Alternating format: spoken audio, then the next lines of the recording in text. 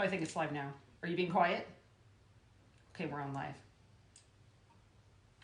Okay, so this is an impromptu live, and I'm sorry I didn't warn anyone about this, but I was inspired by my friend Carmen, who's been doing a lot of her amazing cooking, and she's done lives on them, and I've had a couple of people ask me what I'm drinking, which is strange, because why would anybody think that I would be at home drinking Chardonnay right after the grocery store?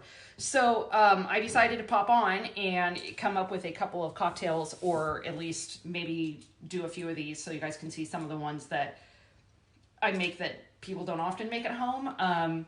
The other day I did pictures of the French 75, and I know that April made a mention of let me know what else you're drinking. So today I kind of gathered, I wanted to make a Tokyo tea from scratch, and I will be doing that for my friend Jenny, whose birthday it was yesterday. But I didn't have all the ingredients I needed here, and I've already been to the fucking grocery store, and I'm not going again. I will run to CVS tomorrow. Maybe I'll do it tomorrow, because I have a problem with how people make the various teas, so I'll clear that up tomorrow. Hey, we got a date tomorrow. We'll do this, and I'm trying to do this before happy hour. So it's Saturday, right?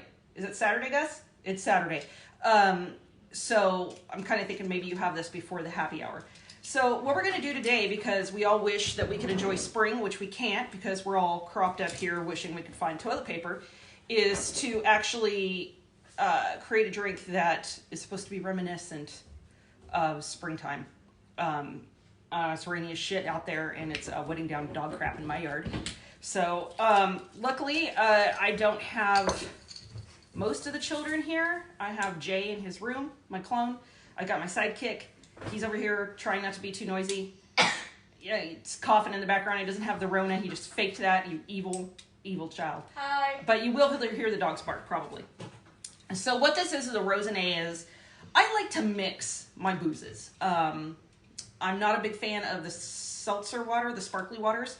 But I do like them when you put them in vodka. That's not that bad.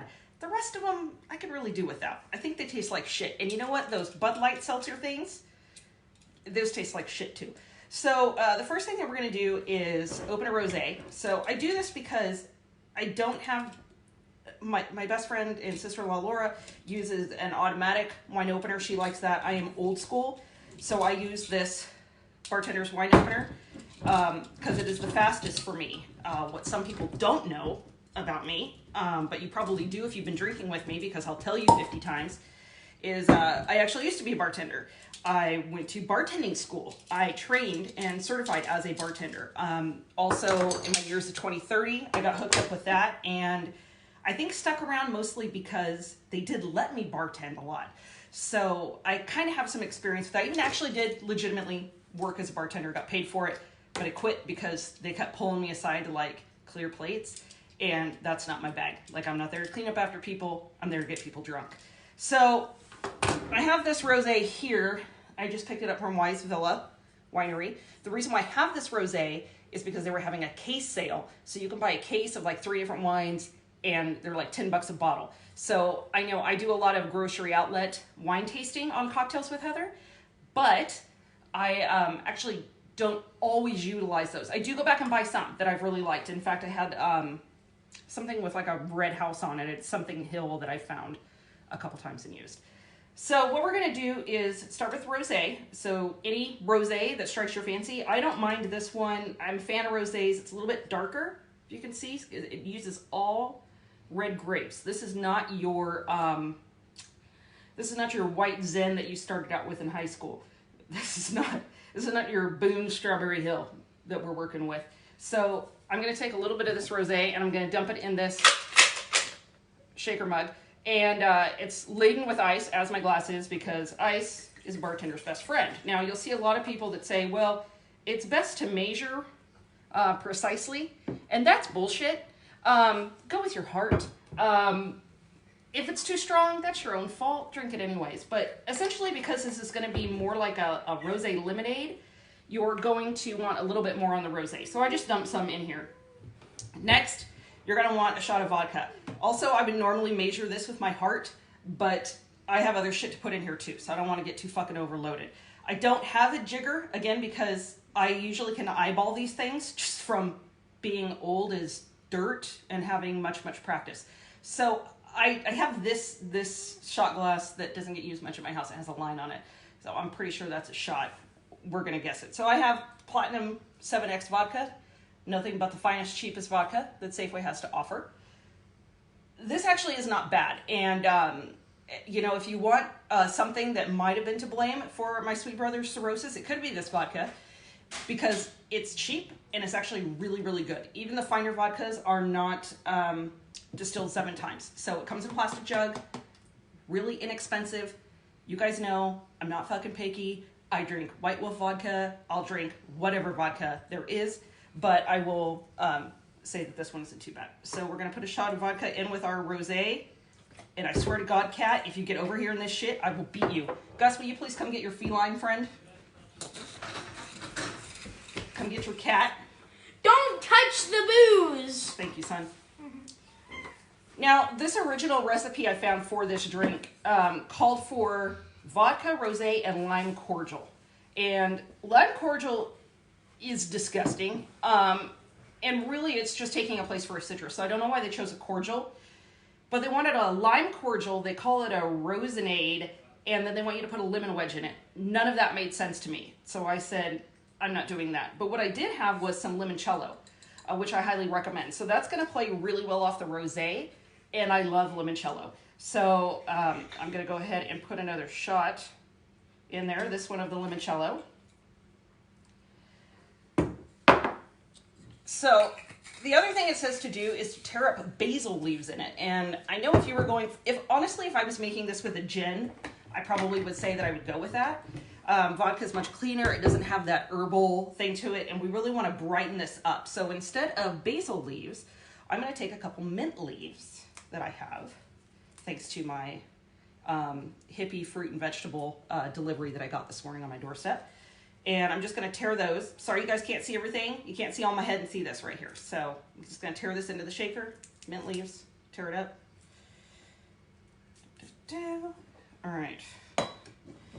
It's going in the middle. An R2-D2 shaker. Okay, it's going to get loud. I know there's this thing with Ina Gardner, and she said to shake it for 30 seconds. You don't need to fucking do that. It's all mixed up. All right, so what I have here, because I do have a martini glass, but I wanted more room because this is going to be not so much of a martini. It's going to be more of a regular drink. And I did put ice in it because, let's just face it, nobody likes a fucking lukewarm drink unless you are specifically drinking like room temperature whiskey. Oh, look at that. See? And I was worried about my rosé pour. All right, so I've got that, and it's about halfway of that. And then what they called for is to put some club soda on the top. I don't mind club soda. I drink it a lot. It's easy to order. But I like tonic water a little bit better. It's a little bit brighter, a little bit fresher. It's going to balance out some of the sweet that we have in here. So we're just going to top that with the tonic. It says put a lemon wedge in it. By the way, I did wash all this shit already, as well as washing my hands like 90 fucking times today. It doesn't say to squeeze it, it just says dunk it in. I fucking dunked it in. So let's see how this goes. All right, you guys ready?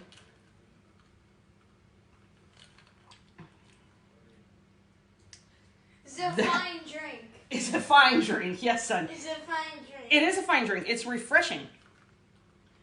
That is what you want to drink, a refreshing drink. I can feel a little bit of the limoncello without it being overwhelming. I got the rosé. Vodka is well hidden in that. This is a good one. So this is going to be a great one, and these are the kind I like to mix. Everybody wants their drinks strong. As pretty much everyone who's known me for a long time and had me make their drinks, I don't like them overly strong. I don't like them to kill you when you drink them.